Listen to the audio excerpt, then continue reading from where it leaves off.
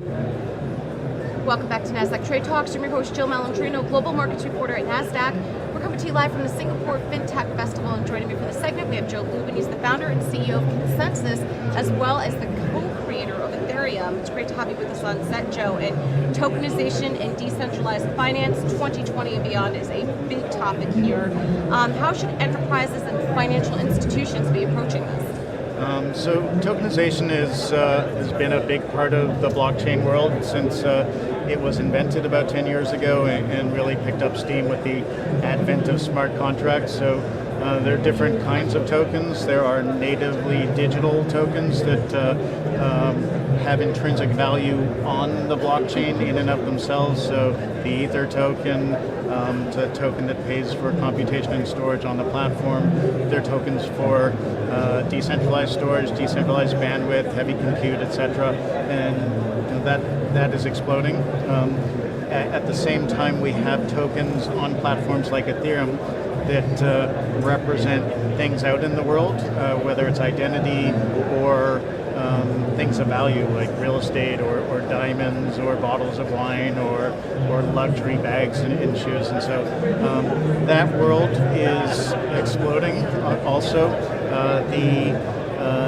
a bunch of different companies, the Enterprise Ethereum Alliance and some other protocols in the space got together to put together a token taxonomy framework and a token taxonomy initiative to essentially define in understandable terms what these tokens are, how the metadata that can represent them so that they can move fluidly across different protocols. And so we're going to have massive tokenization of so many things in our ecosystem, and it'll be really valuable.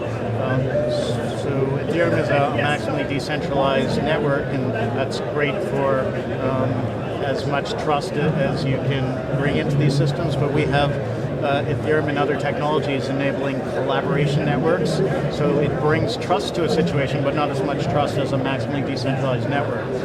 It'll be really valuable to have loyalty tokens or tokens representing invoices or other kinds of elements on these networks. I mean, in theory, you could tokenize anything.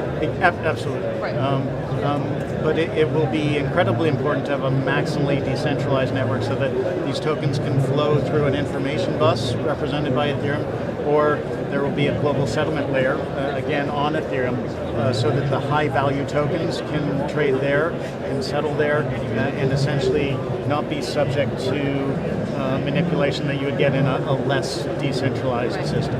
Now, ConsenSys, you just released the Singapore Blockchain Ecosystem Report. Are there any interesting insights from Singapore which other markets can adapt? Yeah, so our Singapore team worked in collaboration with IMDA and the Monetary Authority of Singapore and Temasek. 74-page report.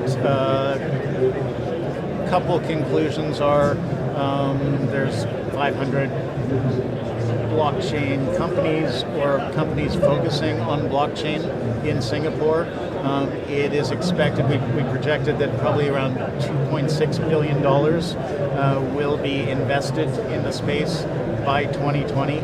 Singapore punches massively above its weight, and it's able to do so because it's incredibly organized, a lot of talent in the space, but it's also vertically integrated.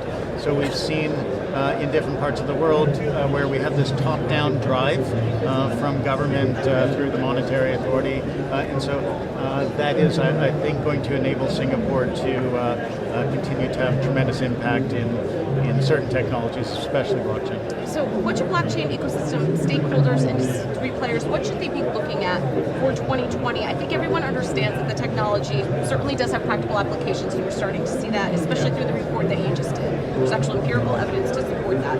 What should they be looking at in 2020 and beyond? Sure. Sure. So enterprise, so ConsenSys built infrastructure for the Ethereum ecosystem. We spend about 65% of our attention on that. We also make use of all these tools.